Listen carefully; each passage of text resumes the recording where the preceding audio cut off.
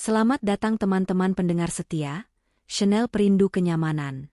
Seperti biasa, saya akan membawakan sebuah cerita yang mungkin akan membawa kita di sebuah pengalaman hidup yang bahagia ataupun kesedihan. Mohon maaf jika terjadi kesamaan cerita, mungkin hanya kebetulan semata. Jangan lupa like dan subscribe dan silahkan berkomentar jika merasa ada kesamaan di dalam cerita, dan bebas berkomentar untuk pendengar semua. Tanpa lama-lama mari kita simak kisahnya. Namaku Tara. Dan kisah ini adalah tentang bagaimana aku pernah percaya bahwa cinta bisa bertahan meski tak punya apa-apa, asal kita punya satu sama lain. Waktu itu, aku dan Rino hidup di sebuah kontrakan kecil di pinggiran kota. Ukurannya hanya cukup untuk tempat tidur, satu meja makan, dan dapur mungil yang kami pakai bergantian. Tapi entah kenapa, rasanya bahagia saja. Rino baru saja lulus kuliah teknik, tapi belum juga dapat pekerjaan tetap. Aku sendiri bekerja sebagai kasir di sebuah minimarket. Gajiku pas-pasan, tapi cukup untuk kami makan dan bayar listrik. Sisanya, kami isi dengan mimpi. Setiap malam, Rino akan duduk di lantai sambil menatap laptop tuanya. Di layar itu, ia merancang startup kecil-kecilan, jualan aplikasi pencatat keuangan yang katanya, suatu hari nanti akan mengubah hidup kita. Aku janji, Thea, katanya malam itu, kalau nanti kita sukses, kamu nggak perlu kerja keras begini lagi. Kamu tinggal di rumah, masak yang kamu suka, dan urus taman. Aku yang tanggung semua. Aku hanya tersenyum, menatap matanya yang penuh semangat. Aku nggak butuh jadi kaya, Rin. Aku cuma mau kita tetap begini, saling ada. Malam-malam seperti itu membuatku yakin, aku mencintainya.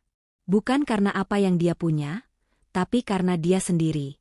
Dan aku pikir, itu cukup. Tapi yang tidak kuketahui saat itu adalah, cinta tak selalu cukup ketika dunia mulai menawarkan pilihan yang lebih menggoda. Tara dan Rino duduk berdua di depan kontrakan, minum kopi instan dari gelas plastik. Mereka tertawa kecil, bermimpi besar. Kamera perlahan menjauh, mengisyaratkan awal dari perjalanan panjang. Dan dari situlah semuanya dimulai. Waktu itu aku tak tahu bahwa janji yang manis bisa berubah pahit jika terlalu lama disimpan tanpa ditepati. Hari-hari kami berlalu penuh perjuangan. Rino bangun pagi untuk melamar kerja, dan aku berangkat lebih awal ke minimarket karena harus buka rolling door sendirian. Tapi setiap malam, kami selalu bertemu di meja makan yang hanya cukup untuk 2 mangkuk mie rebus dan 1 lilin kecil, karena lampu dapur sering mati. Namun kami bahagia. Aku percaya padanya. Dan dia, tampaknya percaya pada impian kami. Suatu malam, Rino pulang dengan wajah bersinar. Thea, kamu tahu nggak? Aplikasi yang aku kirim ke inkubator startup itu, masuk shortlist. Aku langsung melompat dari kursi. Kupeluk dia, sambil tertawa dan menitikkan air mata. Itu adalah kali pertama aku melihat Rino menangis sejak kami tinggal bersama. Bukan karena sedih, tapi karena harapan. Sejak hari itu, semuanya berubah. Rino mulai sibuk. Ia sering keluar kota, ikut pitching, bertemu investor, ikut seminar. Aku yang biasanya selalu menyiapkan makan malam, kini lebih sering makan sendiri. Tapi aku tetap percaya. Ini semua demi masa depan kami. Sampai suatu malam, saat ia pulang larut dan lupa membawa oleh-oleh pesananku, aku mencium aroma parfum asing di bajunya. Bukan parfum laki-laki.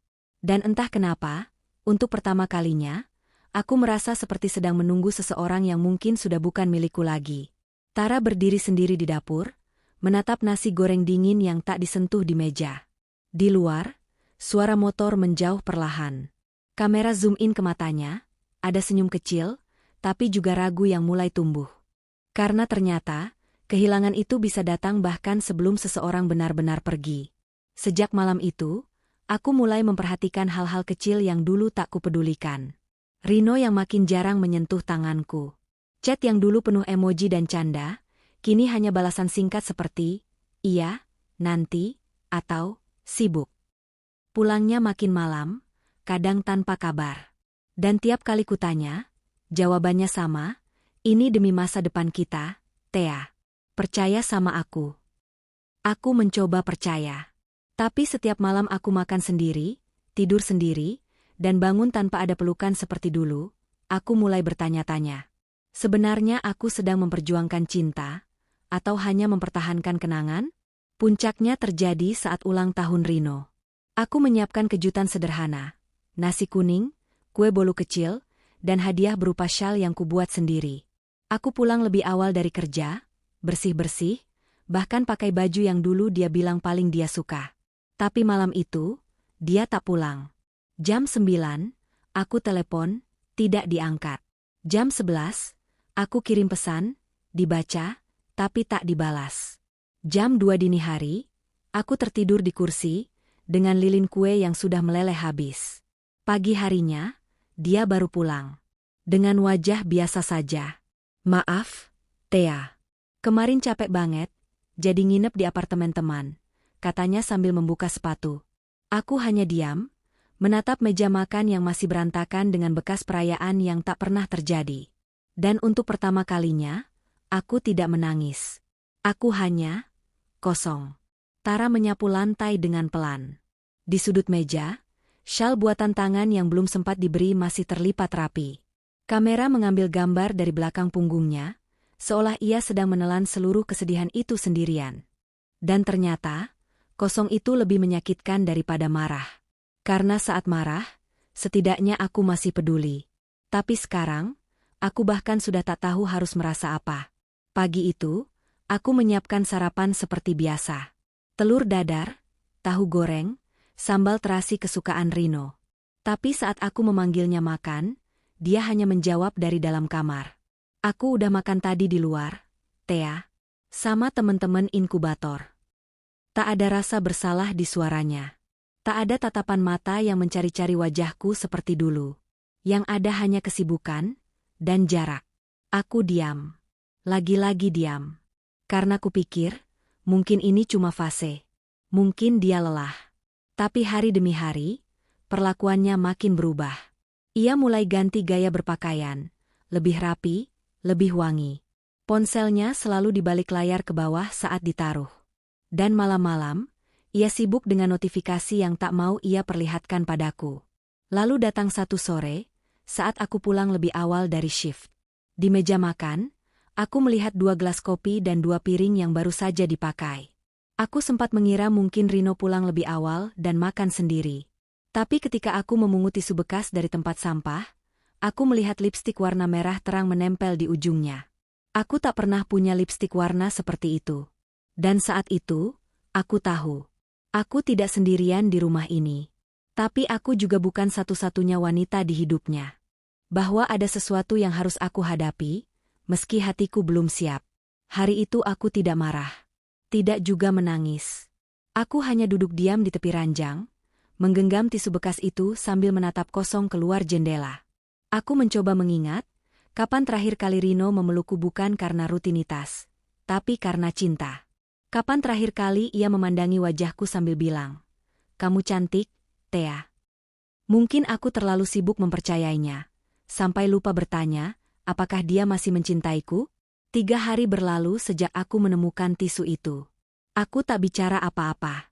Menunggu Rino jujur. Menunggu dia sadar bahwa ada yang salah. Tapi ia tetap seperti biasa. Ramah, tapi jauh. Hadir, tapi tak benar-benar ada. Sampai akhirnya, malam itu aku melihatnya berdiri di depan cermin kamar sambil merapikan kemeja. Kemeja baru. Parfum mahal. Jam tangan yang tak pernah aku lihat sebelumnya. "Rino, kamu mau kemana?" Dia tersenyum tipis. "Ada undangan makan malam sama calon investor. Harus tampil rapi dong." "Perlu aku temani?" tanyaku, mencoba terdengar ringan. Rino terdiam sejenak, lalu menjawab sambil menunduk. "Kayaknya nggak usah, Thea. Ini acara formal. Kamu pasti capek juga habis kerja." Kalimat itu menusukku lebih dalam dari yang bisa kubayangkan. Bukan karena ia menolak, tapi karena untuk pertama kalinya, ia memilih pergi tanpa aku. Aku menunggu di rumah malam itu. Lagi. Hingga jam menunjukkan pukul 1.43. Dan ia belum pulang. Tara duduk sendiri di sofa, mengenakan baju tidur lusuh yang dulu dibelikan Rino. Di tangannya, tisu dengan lipstik merah yang kini mulai pudar. Kamera perlahan menyorot layar ponsel yang terus menyala, Tapi tak ada satupun pesan masuk. Dan saat itu aku baru sadar. Ternyata aku yang tertinggal, bukan dia yang pergi. Karena Rino memang sudah lama tak benar-benar ada di sini. Yang tinggal di rumah ini hanyalah bayangannya, rutinitas, sisa-sisa janji, dan jejak tubuh yang tak lagi menghangatkan. Pagi harinya, dia pulang seperti tak terjadi apa-apa. Membawa sekotak roti manis dan satu kantong plastik isi jus.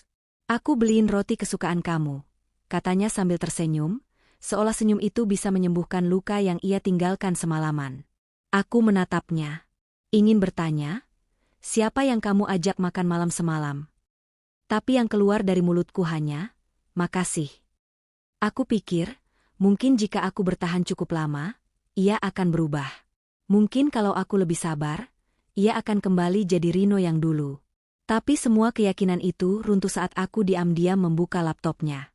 Bukan niat mengintai, aku hanya ingin menyalakan lagu. Tapi saat layarnya menyala, ada satu folder yang terbuka otomatis, Dira Pitching Timeline. Dira? Folder itu berisi berbagai foto presentasi, video kegiatan, dan satu foto candid Rino dan seorang perempuan, berdiri terlalu dekat untuk sekadar rekan kerja. Perempuan itu cantik. Sangat cantik. Kulitnya mulus, rambutnya panjang tergerai, pakaiannya rapi dan wangi bahkan lewat layar. Ia tertawa di foto itu, dan Rino menatapnya seperti dulu ia menatapku. Disitulah aku tahu, aku tidak sedang kalah oleh perselingkuhan. Aku sedang kalah oleh versi Rino yang baru, versi yang kupahat dengan cintaku sendiri, dan kini kupikir tidak lagi aku yang pantas mendampinginya. Di luar jendela, matahari bersinar cerah, kontras dengan perasaanku yang gelap dan sesak. Aku duduk cukup lama, hanya memandangi foto itu. Dira. Perempuan yang kini mengisi hari-hari Rino. Perempuan yang mungkin sudah jadi rahasia yang tak ingin ia sembunyikan terlalu rapat. Kupikir, aku akan menangis. Tapi tidak. Kali ini aku marah. Bukan karena dia memilih perempuan lain. Tapi karena dia memilihnya setelah aku temani dia dari titik nol, dari tak punya apa-apa. Saat dia tak yakin pada dirinya sendiri, aku yang yakin untuknya. Saat dunia menertawakan idenya, aku yang tetap bertepuk tangan. Dan kini, saat ia akhirnya bisa berdiri tegak, aku dianggap beban. Hari itu aku keluar rumah. Aku berjalan kaki ke taman tempat dulu kami sering duduk makan gorengan, mengobrol tentang masa depan. Di sana, aku duduk sendirian. Dan untuk pertama kalinya, aku berbicara dengan diriku sendiri. Aku akan pergi. Tapi bukan karena aku menyerah. Aku hanya ingin dia tahu, rasanya kehilangan orang yang pernah memilih tinggal meski tidak punya apa-apa. Mulai malam itu, aku menyusun rencana diam-diam. Aku mulai mencari kerja sambilan tambahan. Aku tabung uang makan siangku. Aku jual kalung hadiah ulang tahun ketiga kami. Bukan untuk balas dendam, tapi untuk merdeka. Kalau dia bisa membangun masa depannya bersama orang lain, maka aku juga bisa membangun hidupku sendiri. Tanpa dia. Tanpa siapapun. Hanya dengan aku, dan harga diriku yang tersisa. Mataku kini tak lagi sembab, tapi menyala. Karena ternyata, keberanian itu tidak berisik. Ia tidak datang dengan teriakan atau amarah. Ia datang dalam diam, tapi mengubah segalanya. Hari-hari berikutnya, aku menjalani dua dunia. Di hadapan Rino, aku tetap Tara yang diam dan mengalah. Tapi di balik layar, aku adalah Tara yang baru, yang pelan-pelan sedang membangun hidup tanpa dia tahu. Aku mulai menabung, menulis ulang CV, dan belajar skill online marketing dari HP jadulku. Aku juga mulai menjahit ulang baju-baju lama, menjual beberapa lewat grup Facebook. Uang pertama dari hasil jual baju cuma 50.000. Tapi rasanya seperti 5 juta. Malam-malamku kini diisi dengan mencari pekerjaan, bukan lagi menunggu dia pulang. Dan saat akhirnya Rino pulang malam itu, sambil membawa oleh-oleh dari Bandung, aku hanya berkata, "Terima kasih. Tapi aku kenyang." Bukan karena aku tak lapar. Tapi karena aku sudah kenyang, dengan harapan yang tak pernah ditepati. Dia menatapku aneh. Seolah melihat perempuan yang tidak ia kenal. Dan memang itu kenyataannya. Karena yang ada di hadapannya kini bukan Tara yang lama. 1 minggu setelah itu, Aku diterima kerja sebagai admin freelance di toko online. Gajinya kecil, tapi cukup untuk tabungan pertama menuju hidup baru. Aku belum benar-benar pergi. Tapi langkah-langkahku sudah mengarah ke pintu. Karena kadang, cara terbaik bertahan adalah dengan bersiap untuk pergi. Tara menghela napas, lalu tersenyum tipis, penuh tekad. Karena dalam hati aku berbisik, Tuhan, jika aku harus patah, biarlah aku patah saat sedang berdiri. Hari-hari berikutnya, hidupku berubah. Bukan karena Rino, tapi karena aku memilih berubah. Aku mulai keluar rumah lebih awal, bukan untuk bekerja di minimarket, tapi untuk ke kafe kecil tempat aku biasa nebeng wifi dan mengerjakan tugas dari klien pertamaku. Di meja itu, aku duduk dari pagi hingga siang, menulis caption produk, balas pesan pelanggan, dan belajar dasar-dasar desain dari YouTube. Laptopku lambat, sinyal kadang putus, tapi aku terus bertahan. Sementara itu, Rino semakin sering pergi. Katanya urusan bisnis, kadang pitching keluar kota. Tapi kini aku sudah tak tertarik mengejarnya. Yang aku kejar kini adalah diriku sendiri, yang selama ini aku tinggalkan. Tapi dunia tak pernah membiarkan seseorang pergi tanpa diuji. Suatu hari, aku menerima pesan dari nomor tak dikenal. Thea, aku tahu ini tiba-tiba, tapi aku ingin bicara. Jangan salahkan Rino sepenuhnya. Aku yang memaksa dia untuk memilih. Odira.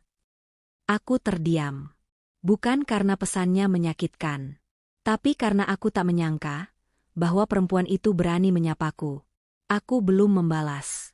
Aku tak tahu harus berkata apa. Tapi malam itu, aku pulang dengan satu perasaan yang belum pernah muncul sejak semua ini dimulai.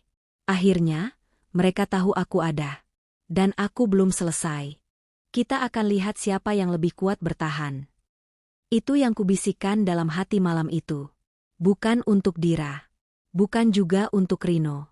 Tapi untuk diriku sendiri, yang sudah terlalu lama diam, terlalu lama tunduk. Keesokan harinya, aku membuka pesan dari Dira.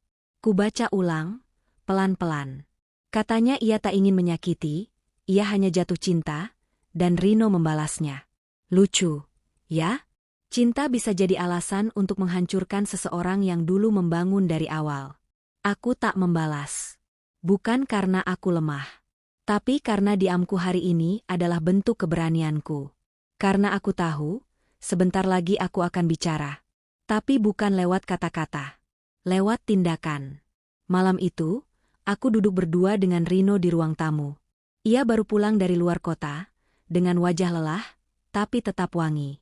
Ia meletakkan tas, lalu duduk di sebelahku seperti tak ada apa-apa.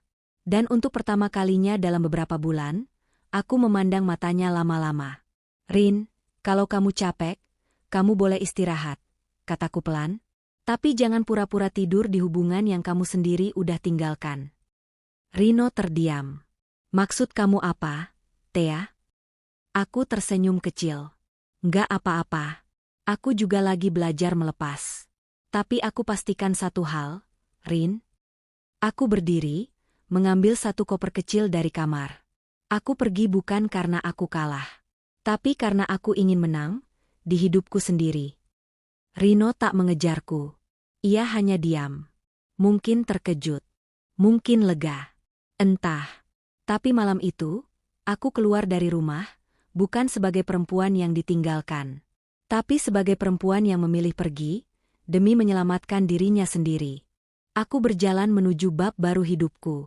Dan ternyata, yang paling sulit bukan meninggalkan, tapi bertahan setelah pergi. Aku menyewa kamar kos kecil di pinggiran kota, jauh dari manapun yang mengingatkanku pada Rino. Kamar itu sempit, catnya mengelupas, dan kamar mandinya harus antri. Tapi anehnya, di tempat itulah untuk pertama kalinya aku bisa tidur nyenyak. Aku pikir aku akan merasa bebas. Tapi kenyataannya, malam pertama di kos itu aku menangis. Bukan karena menyesal. Tapi karena semua beban yang selama ini kutahan, akhirnya jatuh bersamaan. Aku mulai dari nol, lagi. Bangun pagi, kerja remote, cuci baju sendiri, masak mie instan, dan sesekali menghitung uang receh sambil senyum-senyum sendiri. Aku tidak punya siapa-siapa. Tapi setidaknya, kali ini, aku punya diriku sendiri. Namun luka lama tak mudah sembuh. Suatu hari, aku melihat Rino di Instagram. Foto terbaru, dia dan Dira menghadiri acara penghargaan startup. Senyumnya lebar. Jasnya mahal. Tangannya menggenggam tangan perempuan itu erat. Aku diam menatap layar ponsel. Aku tak menangis. Tapi perihnya terasa sampai ke napas. Aku sempat bertanya dalam hati, Tuhan, kalau akhirnya dia bahagia, apakah semua perjuanganku hanya alat untuk sampai ke sana? Hari itu aku tidak buka laptop. Tidak kerja. Tidak keluar kamar. Aku hanya diam, menatap langit-langit, dan bertanya, apa aku cukup kuat untuk terus berdiri, ketika yang kupilih ternyata menyakitkan? Sendirian dalam sepi yang kupilih sendiri. Disitulah aku benar-benar mengenal arti kehilangan. Bukan kehilangan Rino, tapi kehilangan versi diriku yang dulu, yang naif, yang percaya cinta bisa menyelamatkan segalanya. Hari itu, aku memutuskan untuk bangkit, walau setengah hati. Aku pakai kerudung yang sudah kusam, padahal dulu ku beli untuk melamar kerja. Aku kenakan baju terbaikku yang warnanya mulai pudar, dan pergi menghadiri panggilan kerja dari salah satu toko alat tulis yang kutemukan di iklan lowongan daring. Aku tak berharap diterima. Tapi aku tahu, kalau aku berhenti mencoba, aku akan benar-benar hilang. CV-mu bagus, tapi kenapa kamu resign dari tempat lama? Tanya si pewawancara. Aku menatap matanya dan menjawab pelan, karena saya ingin sembuh. Ia terdiam sejenak. Mungkin tak biasa mendengar jawaban seperti itu. Tapi itulah kenyataannya. Aku tidak lagi mengejar karir. Aku hanya ingin hidup, utuh, meskipun tanpa siapa-siapa. Malam harinya, aku kembali ke kos. Uangku hanya cukup untuk membeli nasi kucing dan teh manis. Tapi saat aku membuka dompet, aku melihat secari kertas kecil yang dulu kusembunyikan. Daftar impian saat masih bersama Rino. Satu persatu coretan itu sudah tak relevan. Tinggal di apartemen kecil berdua. Buka bisnis kecil bersama. Punya anak yang mirip dia. Aku menangis. Tapi di sela-sela tangis itu, aku menambahkan satu tulisan baru di bawah daftar itu. Hidup damai, walau hanya dengan diri sendiri. Tulisan terakhir itu dilingkari tebal. Hidup damai, walau hanya dengan diri sendiri. Kupandangi tulisan itu lama, sampai aku bisa mengucapkannya tanpa bergetar. Tapi hidup, seperti biasa, tidak membiarkan seseorang tenang terlalu lama. 3 hari kemudian, aku menerima telepon dari nomor tak dikenal. Thea, ini aku, Rino. Suara itu membuat jantungku berhenti sejenak. Bukan karena rindu, tapi karena aku sadar, aku sudah terlalu lama tidak mendengar namaku dipanggil olehnya. Aku cuma mau tanya, kamu baik-baik aja, kan? Aku terdiam. Di satu sisi, aku ingin menjawab, terlambat. Tapi sisi lain dalam diriku hanya ingin tahu, kenapa dia baru menanyakan itu sekarang? Aku dengar dari teman, kamu kerja lagi. Aku bangga kamu tetap kuat. Aku tersenyum miris. Aku kuat bukan karena aku ingin, Rin, tapi karena kamu memaksaku untuk jadi begitu. Suara di seberang sana hening beberapa detik. Dira, dia bukan seperti yang kamu pikir, Thea. Aku pun kaget semuanya jadi begini. Tapi aku ngerasa kamu satu-satunya orang yang benar-benar ngerti aku. Lucu. Lucu sekali. Dia datang, bukan untuk memperbaiki, tapi untuk merasa lebih ringan setelah menjatuhkan. Dan saat itulah aku benar-benar sadar. Ternyata bahagia itu bukan tentang siapa yang kembali, tapi siapa yang kita biarkan pergi. Dengan spidol hitam, aku tambahkan satu garis tegas di bawahnya. Hidup damai, walau hanya dengan diri sendiri. Dan itulah hari di mana aku benar-benar menyadari. Cinta tak perlu dimenangkan, cukup dilepaskan jika tak lagi diperjuangkan. 3 hari setelah Rino menelepon, aku menerima pesan baru, kali ini dari Dira. Pesannya singkat. Aku minta maaf, Tara. Aku sudah mundur dari semuanya. Rino mungkin akan kembali. Tapi aku harap kamu tetap memilih yang terbaik untuk dirimu. Aku membaca pesan itu berkali-kali. Tapi tidak ada getar. Tidak ada marah. Hanya sunyi. Dan malam itu, Rino datang ke kosku. Aku masih ingat, hujan turun deras. Dia basah kuyup, berdiri di depan pintu kamar sewaanku yang sempit dan pengap. Tara, aku salah. Kalimatnya pecah. Matanya merah. Aku pikir aku bisa bahagia, tapi ternyata aku kehilangan arah setelah kamu pergi. Aku menatapnya. Lama. Dulu, aku pernah bermimpi melihatnya menyesal. Tapi sekarang, ketika momen itu datang, aku hanya merasa lelah. Kenapa baru sekarang, Rin? Karena aku baru sadar, gak semua yang bersinar itu emas. Dan kamu rumah. Aku ingin menangis. Tapi mataku sudah kering. Lalu aku berkata pelan, aku pernah jadi rumah, Rin. Tapi kamu lebih memilih menumpang di tempat yang lebih megah. Dan sekarang, rumah ini sudah kukunci dari dalam. Rino menunduk. Tak ada yang bisa ia jawab. Malam itu, aku menutup pintu, untuk terakhir kalinya. Bukan karena aku membenci. Tapi karena aku akhirnya mencintai diriku sendiri lebih dari siapapun. Aku duduk dengan tenang, menyalakan lilin kecil, lalu tersenyum untuk pertama kali dalam waktu yang sangat lama. Itu bukan senyum bahagia. Bukan juga kemenangan. Tapi senyum dari seseorang yang akhirnya memutuskan untuk berdamai. Aku tak lagi ingin dicintai. Aku hanya ingin dipulihkan. Setelah malam itu, aku benar-benar membatasi diriku dari dunia lama. Tak lagi membuka pesan dari Rino. Tak lagi mencari tahu apa yang ia lakukan. Fokusku kini hanya satu, hidup. Aku mulai rutin datang ke komunitas penulis kecil yang kupilih secara acak dari internet. Di sana, aku bertemu banyak perempuan lain, yang kisahnya mirip denganku, atau bahkan lebih berat. Tapi mereka tetap tertawa. Mereka tetap menulis. Di sanalah aku menumpahkan semuanya. Bukan dalam bentuk tangis, tapi cerita.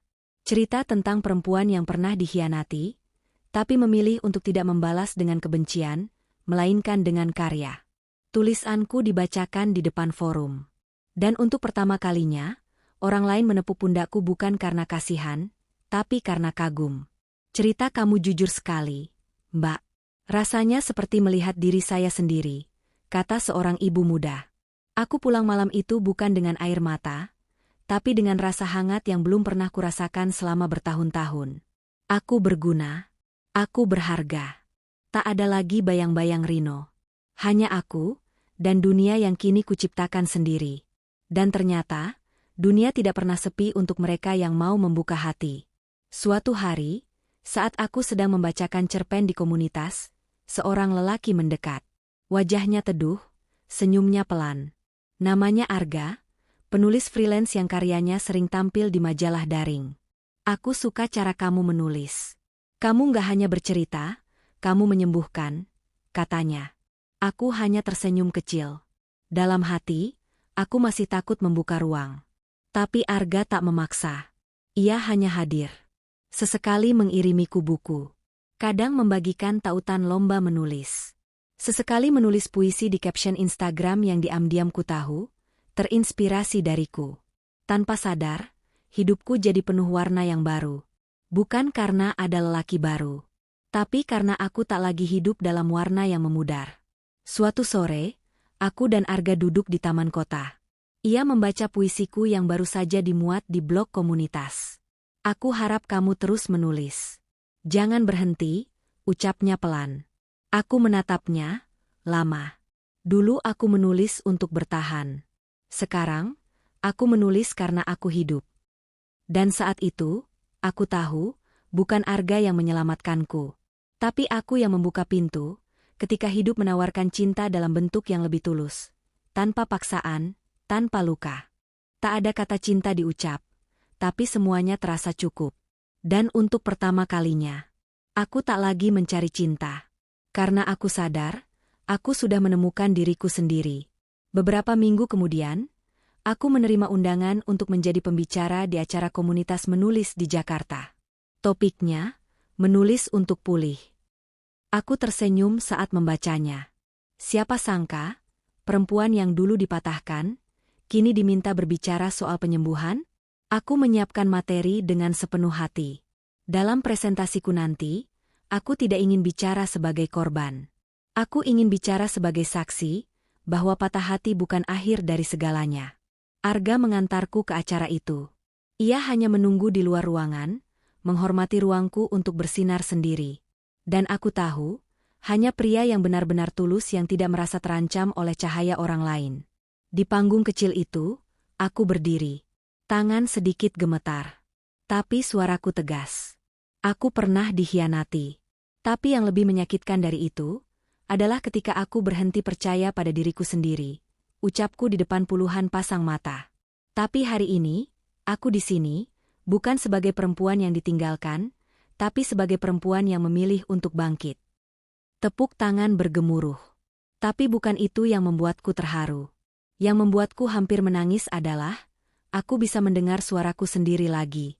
Dan aku suka suara itu. Terima kasih sudah tidak mencoba menyelamatkanku. Terima kasih sudah menunggu aku menyelamatkan diriku sendiri. Setelah kalimat itu, aku merasa ada sesuatu dalam diriku yang luruh. Bukan hancur, tapi selesai. Aku berjalan di bawah langit malam, bersama Arga. Tapi bukan itu yang paling membuatku tenang. Yang membuatku paling damai adalah, aku tak lagi berjalan sambil menoleh ke belakang. Luka itu masih ada.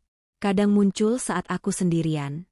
Kadang saat melihat pasangan di jalan. Kadang saat membuka folder lama di laptop yang berisi foto-foto bahagia, yang sekarang terasa seperti mimpi buruk dengan pencahayaan cantik. Tapi kini aku tahu, luka tak perlu hilang untuk bisa hidup damai. Karena luka bukan kompas. Luka hanya bagian dari peta. Dan aku, Tara, sudah tahu harus kemana langkahku. Di komunitas menulis, aku mulai mengajar. Anak-anak muda datang padaku dengan mata penuh semangat. Mereka ingin tahu bagaimana caranya menulis jujur, tanpa harus membuka luka terlalu lebar. Aku hanya menjawab, tulis saja. Biarkan kata-kata yang menampung lukamu, sebelum kamu sendiri siap menampungnya. Malam itu, aku pulang dengan langkah ringan. Aku membuka jendela kamar kos, membiarkan angin malam masuk. Tak ada lagi beban. Tak ada lagi tanya, kenapa aku? Yang ada hanya kalimat pelan yang bergema dalam hati. Terima kasih, hidup, karena meski keras, kamu tak pernah benar-benar meninggalkanku sendirian. Terima kasih, hidup, karena meski keras, kamu tak pernah benar-benar meninggalkanku sendirian. Dan di momen itu, aku menyadari satu hal yang selama ini mungkin tak pernah aku ucapkan dengan jujur pada diri sendiri. Bukan aku yang kalah. Hanya saja, aku memilih menang dalam versiku sendiri. Suatu pagi, aku diminta mengisi sesi podcast bertema, perempuan dan ketahanan diri. Mereka tahu ceritaku. Mereka menyebutku inspiratif. Tapi aku tertawa kecil dan bilang, aku bukan inspiratif. Aku cuma bertahan, karena berhenti bukan pilihan. Di sesi itu, aku bicara tentang banyak hal. Tentang luka, tentang kehilangan, tentang cinta yang tidak bertahan, dan tentang bagaimana semua itu ternyata tidak menghancurkan, tapi justru membentuk. Aku pikir, kalau hidupku jadi novel, pasti banyak yang gregetan bacanya. Ucapku sambil tertawa di depan mic. Tapi itulah hidup.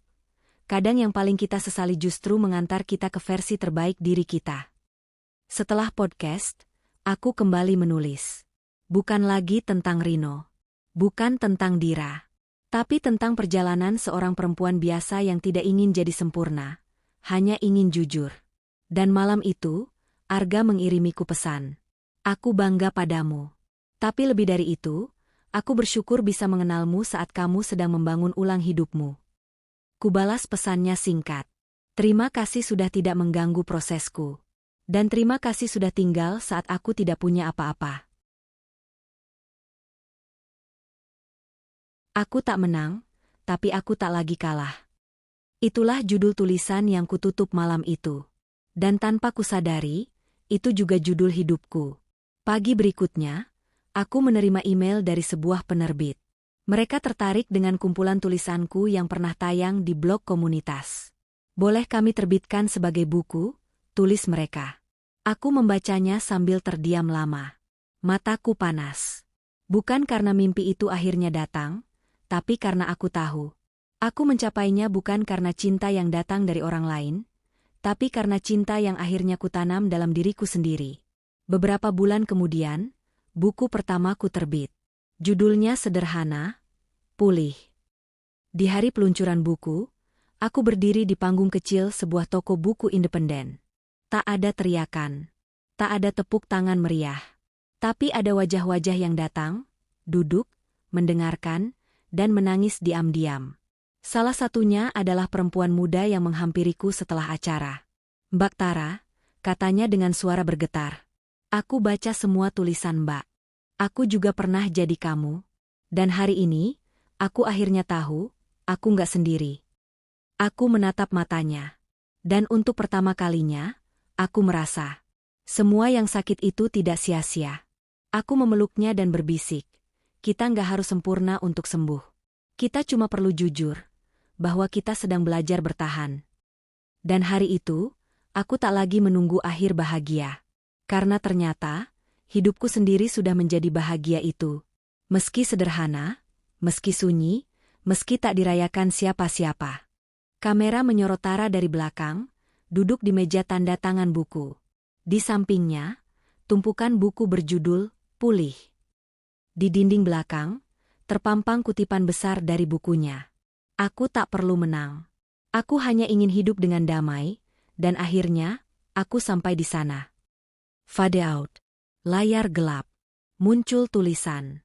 "Untuk siapapun yang pernah merasa hancur, kamu tidak sendiri."